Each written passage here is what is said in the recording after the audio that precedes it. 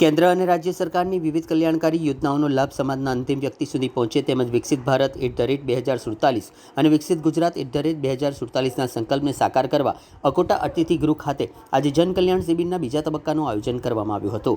શિબિરમાં વિવિધ સરકારી વિભાગો દ્વારા નાગરિકોને યોજનાઓ અંગે માર્ગદર્શન અને લાભ આપવામાં આવ્યો હતો। અકોટા અતિથિ ગૃહ ખાતે યોજાયેલ જનકલ્યાણ શિબિરમાં કેન્દ્ર રાજ્ય સરકારની અને લોક કલ્યાણકારી યોજનાઓને એક જ મંચ ઉપર આવરી લેવાઈ હતી। શિબિરનો મુખ્ય હેતુ નાગરિકોને વિવિધ સરકારી યોજનાઓની માહિતી પહોંચાડવાનો અને પાત્ર લાભાર્થીઓને તેનો લાભ સુલભ બનાવવાનો હતો।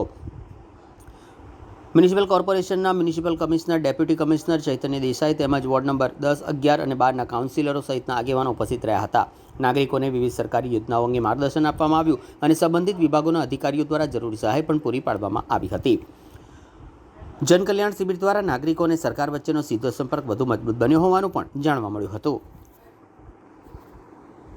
અકોટા વિધાનસભા મત વિસ્તાર વોર્ડ નંબર 12માં આજે જનકલ્યાણ શિબિર રાખવામાં આવ્યું છે। સવારના 9 વાગ્યાથી સાંજે 5 વાગ્યા સુધી આ ચાલુ રહેવાનું છે અને જે રીતે આપ જોઈ શકો તો મોટી સંખ્યામાં લોકો લાભ લેવા આવી રહ્યા છે અને સાંજ સુધી ઘણા લોકો અહીંયાથી લાભ લેશે। જે પ્રમાણે કોર્પોરેશન અને ભારતીય જનતા પાર્ટીના કાર્યકર્તાઓ મળીને લોકો સુધી પહોંચાડ્યો છે વિષય કે આજે અહીંયા આગળ કેમ્પ રાખવામાં આવ્યો છે એટલે ઘણા લોકો આવી રહ્યા છે અને આવતા જ રહેશે।